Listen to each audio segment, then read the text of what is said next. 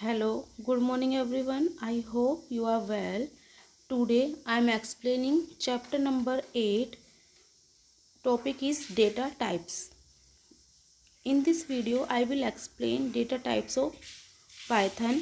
This is the third video, yani this is the third part of introduction Python.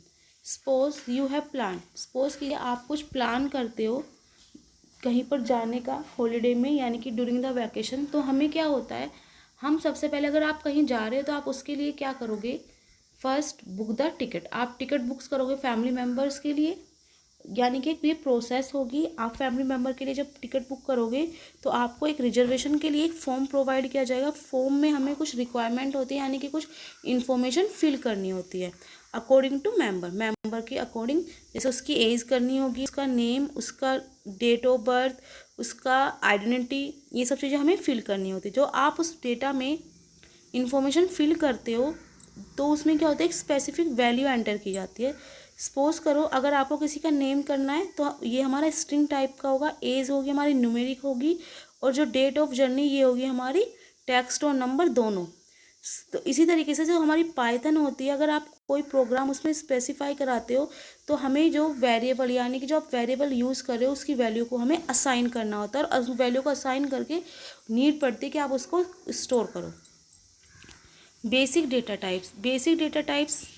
In this topic, we learn about basic data types in Python. In Python, a data type represent the type of data stored in a variable. जो Python होता है वो data type represent करता है, यानी कि इसमें जो स्टोर्ड वैल्यू होगी वेरिएबल की, वो वैल्यू रिप्रेजेंट करेगी डेटा के टाइप को। The data store in memory can be of many types. जो डेटा स्टोर होता है वो मेमोरी में डिफरेंट टाइप से स्टोर हो सकता है। Python has a various standard data types based on the type of value. Python जो है उसकी वेरियस स्टैंडर्ड डेटा टाइप है जो बेस्ड करते हैं टाइप ऑफ वैल्यू। वैल्यू पर डिपेंड करते हैं कि उसमें किस टाइप की वैल्यू को यूज़ किया जाएगा। For example, a students marks are stored as numeric value. अगर आप किसी के स्टूडेंट के मार्क्स को स्टोर कर रहे हो तो वो होगा न्यूमेरिकल वैल्यू में। इसी तरीके से अगर किसी का आप एड्रेस स्टोर करोगे तो होगा अल्फ़ा न्यूमेरिकल, यानी कि वो डाटा नंबर्स में भी यूज़ किया जा रहा है और अल्फ़ाबेटिकल ऑर्डर में भी यूज़ किया जा रहा है। This basic data types used in Python are mentioned here. जो डेटा टाइप्स हैं जो पाइथन में यूज़ किए जाते हैं, देखिए एक है हमारा इंट। इंट जो है आपका इंटीजर होता है जो रिप्रेजेंट करता है नंबर्स वैल्यू को without any fractional part.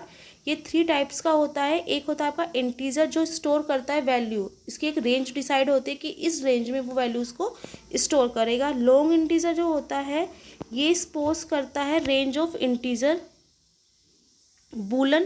Boolean जो होता है ये रिप्रेजेंट करता है यानी कि कंडीशन पर डिपेंड होता है। एक आपको कोई कंडीशन दी जाती है, वो होती है ट्रू या फॉल्स हो सकती है, और जो ट्रू होता है वो शो करता है 1 को, और जो आपका फॉल्स होता है वो शो करता है 0 को। फिर एक फ्लोट आता है। फ्लोट जो डेटा टाइप है आपका ये रिप्रेजेंट करता है वैल्यूज़ को फ्रैक्शनल विद फ्रैक्शनल पार्ट के साथ। तब फ्रैक्शनल पार्ट जो होता है floating point number may be as 0, वो 0 भी हो सकता है। Example of floating points numbers are 3.14। जो ये देखिए 14 है, ये इसका फ्रैक्शनल पार्ट है। -48.6 जो पॉइंट्स है वो 0.6 जो है ये इसका फ्रैक्शनल पार्ट है।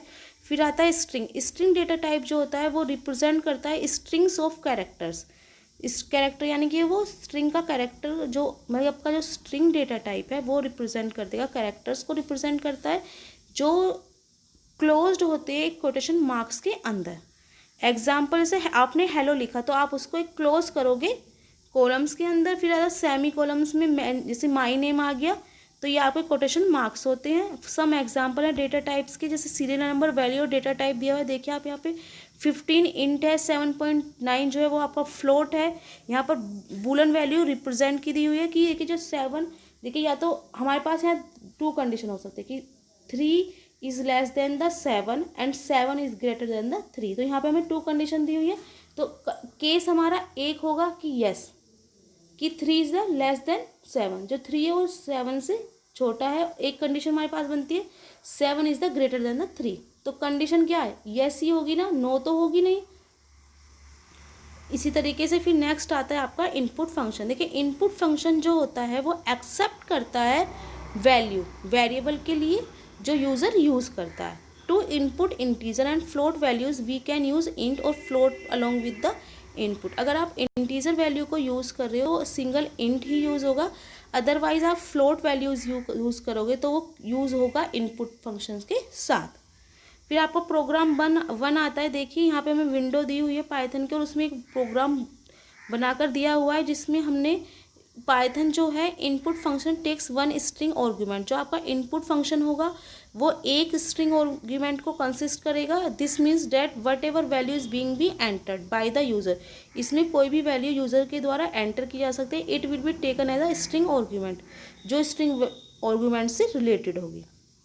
फिर आता है प्रोग्राम 2, आपको इसमें दिया हुआ है observe in the both program. आप फर्स्ट प्रोग्राम को देखेंगे, सेकंड प्रोग्राम को देखो।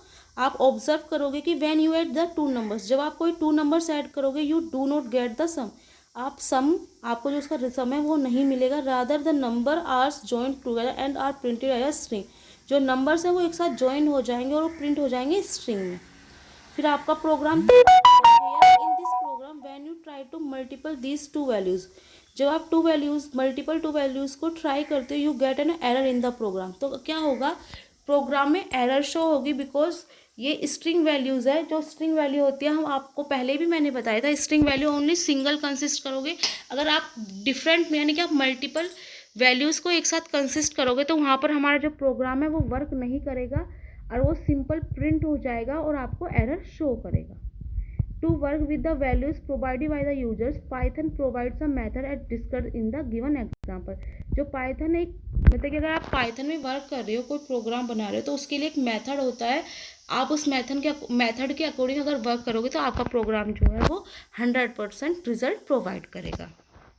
प्रोग्राम 4 है, देखिए observe when you use int. देखिए आपने यहाँ पे इंट फंक्शन को यूज़ किया है तो जो उसकी वैल्यूज़ हैं वो कन्वर्ट हो गई हैं इंटीजर में और आपस में ऐड हो गई हैं।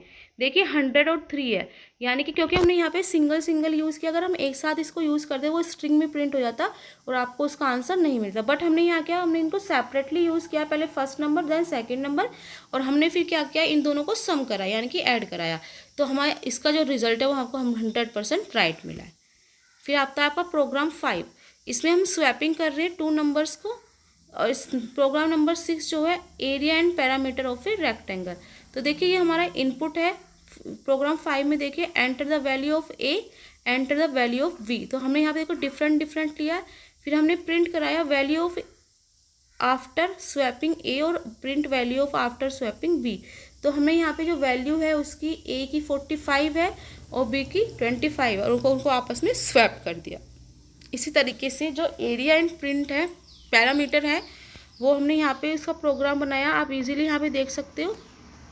फिर आता है features of print functions. The print function is in Python is used to print a message or value on the output device. जो प्रिंट फंक्शन होता है आपका पाइथन में, उसका यूज़ किया जाता है मैसेजेस को प्रिंट कराने के लिए आउटपुट डिवाइस पर। ओके, ये जो होता है ये कन्वर्ट्स करता है मैसेज को और an object into a string before writing it on the screen. यानी कि अगर इसको कोई भी मैसेज कन्वर्ट करना है तो वही किसको यूज़ करेगा, ये स्ट्रिंग को यूज़ करेगा स्क्रीन पर लिखने से पहले। इसके पास मल्टीपल पैरामीटर होते हैं। It support multiple accept sequence to format the output. ये क्या करता है, ये मल्टीपल एक्सेप्ट सीक्वेंस फॉर्मेट को फॉलो करता है। एग्जाम्पल से न्यू लाइन हो गया, टैब हो गया, एक्सेट्रा हो गया।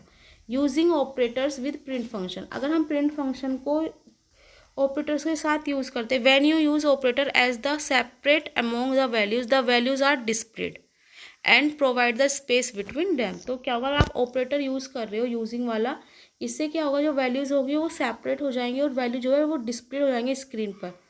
फिर आता है आपका प्रोग्राम नंबर 7। देखिए अगर हम आपका यूजिंग /t ये वाला ऑपरेटर यूज़ करते हैं, ये वाला साइन हम यूज़ करते हैं, it's mean when you use /t escape sequence as the separate among the values are displayed with a tab space between them। इसमें क्या होगा, अगर आप ये वाला यूज़ करते हो तो इसमें जो वैल्यूज़ हैं वो सेपरेट हो जाएंगी और उनके बीच में स्पेस आ जाएगा। प्रोग्राम 8। फिर प्रोग्राम 8 में देखिए, अगर आप ये वाला आपने हमें ऊपर जो भी पढ़ा था टी वाला, ये प्रोग्राम 8 में शो हो रहा है। आप देखिए, अगर आप देखिए यहाँ पे हमने स्पेस देखिए ये वाला /t यूज़ किया है, तो इसमें क्या हुआ है, जो हमारी वैल्यूज़ है वो क्या है, सेपरेटली शो होकर उनके बीच में स्पेस कन्वर्ट हो गया है।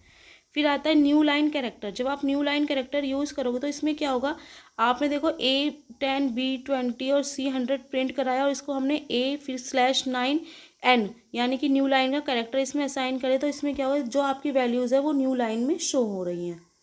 फिर आता है let us consider another example. Suppose you want to make a program to accept the name, age and marks of a student. For this add the following code in the Python.